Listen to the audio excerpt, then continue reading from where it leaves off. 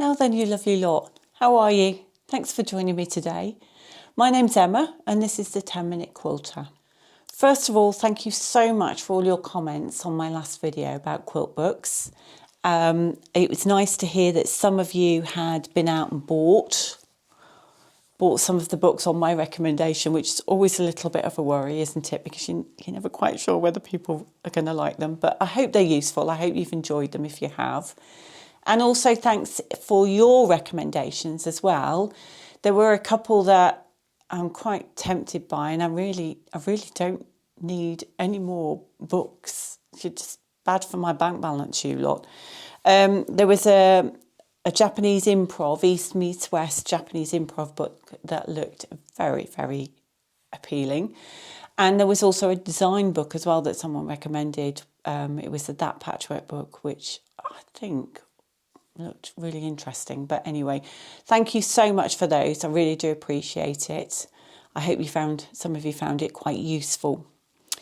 So it's a funny sort of day today. So I've put the washing out on the line. I've been out and dragged it back in again when it started to rain. The sun's come out, so I've put it back out on the line again. So I might have to do the emergency washing line dash in a moment if it opens up again. But I'm hoping it's going to stay. I'm hoping it's going to stay clear for a little while, so it might get it dry. Right, I have actually been doing some sewing, which is quite exciting because I feel like I haven't done any for a while. I have had a couple of customer quilts on the frame, so I obviously can't show you those.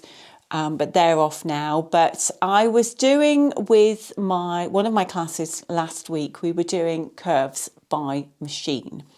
And so I was looking for some fabric that I could use to make samples with, really, for the class. And in the cupboard of doom, I managed to find, shoved right at the back, I found a layer cake that I had put to one side, and I had cut out rectangles of this fabric, and I think my plan was to put that between the squares and then to just offset it and sew it together. I can't actually remember, and in actual fact that's all I can find of the fabric, so I'm not quite sure where I was going with that one, or where that fabric's gone, to be perfectly honest, but there we go. So anyway, I thought, well, that will be absolutely ideal. So I pulled that out and started making samples with it, as you can see. And I've decided I'm just going to keep going and carry on making them. So I have been using these are the Papper Sax Sten Jenny Haynes 7-inch Drunkard's Path rulers, and I bought these as a set. I think when I did the workshop for the sunflower pattern, I think I bought them then, and I bought a set with the 7-inch, and you can also get the 3-inch as well. And perspex, really nice, got great markings on. The beauty of them is that it comes with a trimming tool, which I'll go into a little bit more in just a moment. Let's be honest, these are not cheap. These are a definite treat, but I think they're well worth the money. Anyway, so what I discovered was that these are the perfect size for cutting out of a layer cake, which is a 10-inch square. So that goes in one corner, you then cut that from the next, and you do end up with a long thin strip left over from the side of the square, as you can see. What I'm going to do with these, I have no idea. Answers on a postcard, please. But they will probably just, I don't know whether they'll go in the bin, but anyway.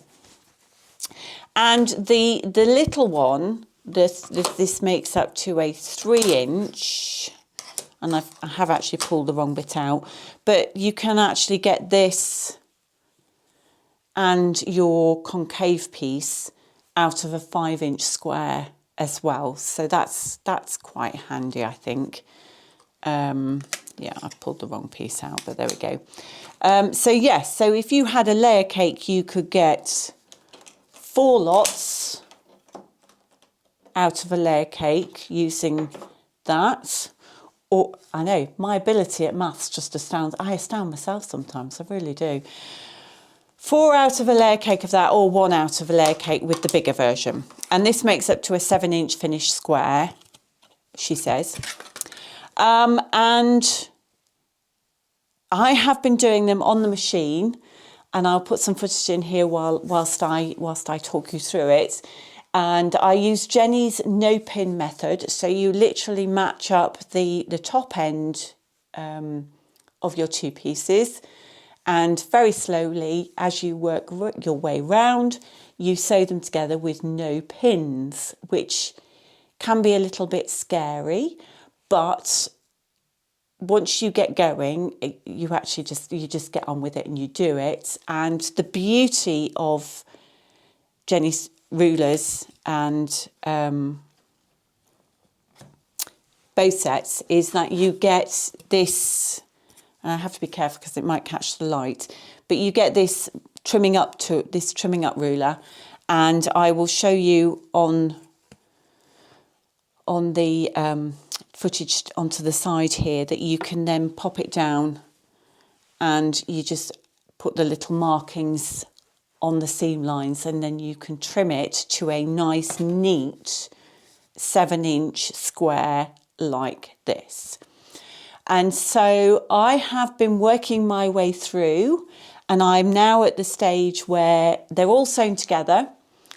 I've been breaking it down into, step by steps, because the trim, I find the cutting and the trimming is not easy on my hands. So I will cut a load out, I sewed a load, I trimmed some, I went back to cutting some out just to sort of break it up a little bit. But they are now all together. So I have a little pile here that I need to trim up today.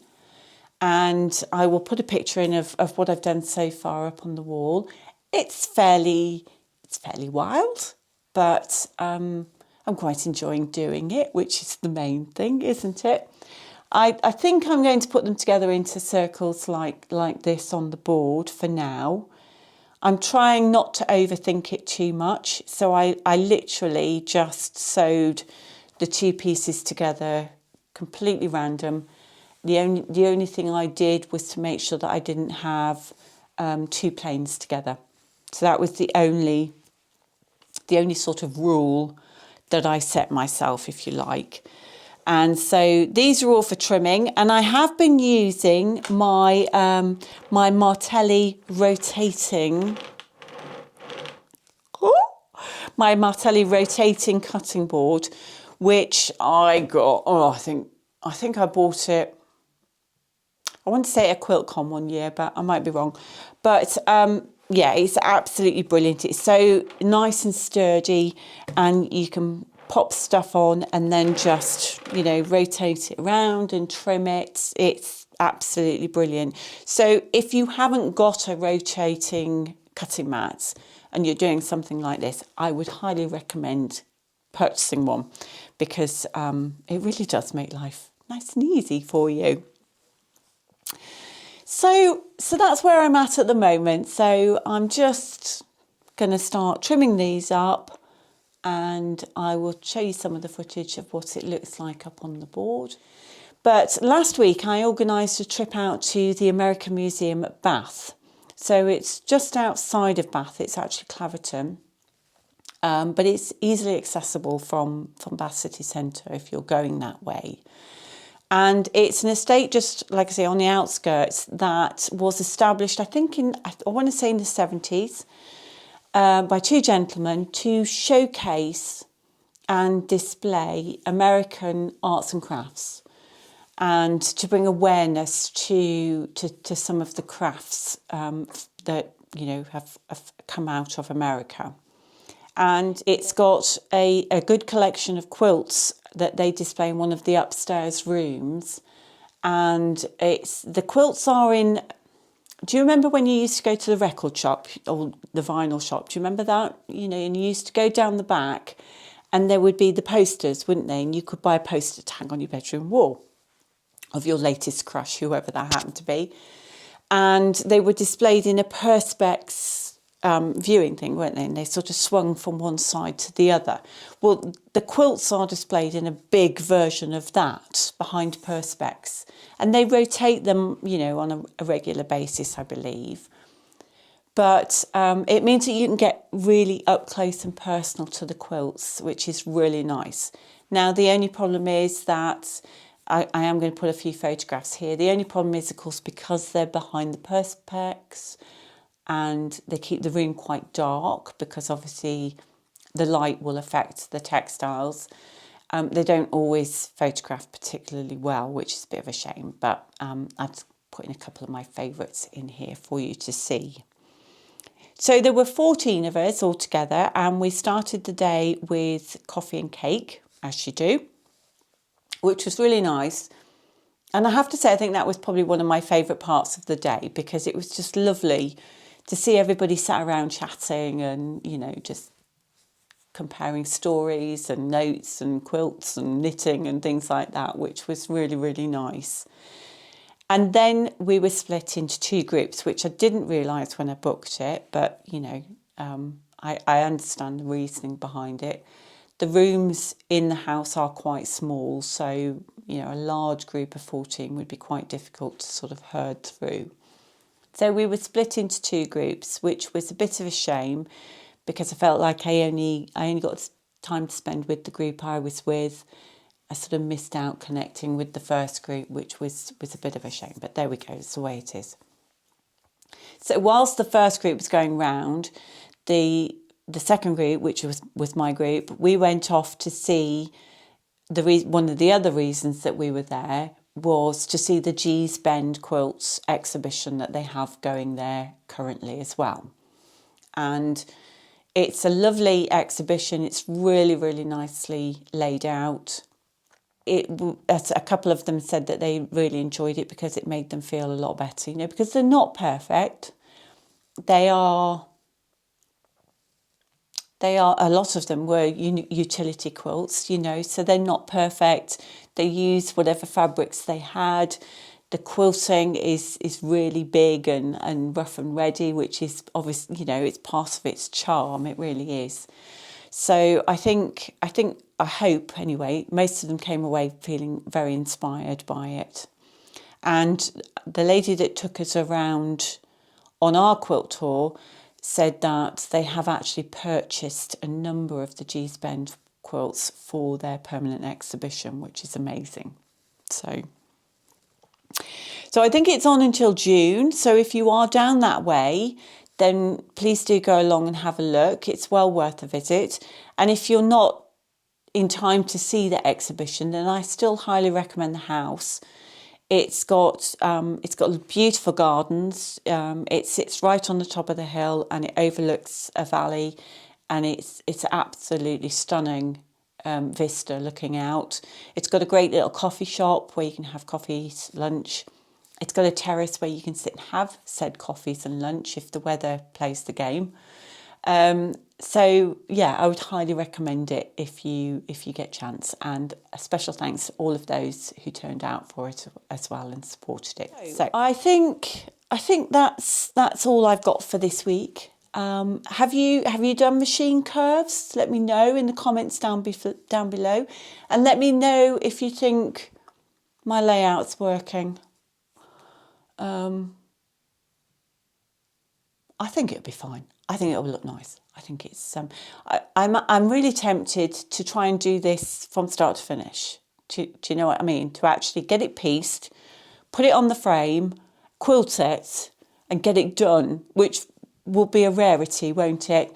Rather than doing the quilt top and then sticking it in the cupboard of doom, I'm going to try and finish this one and see if I can see the process through from start to finish.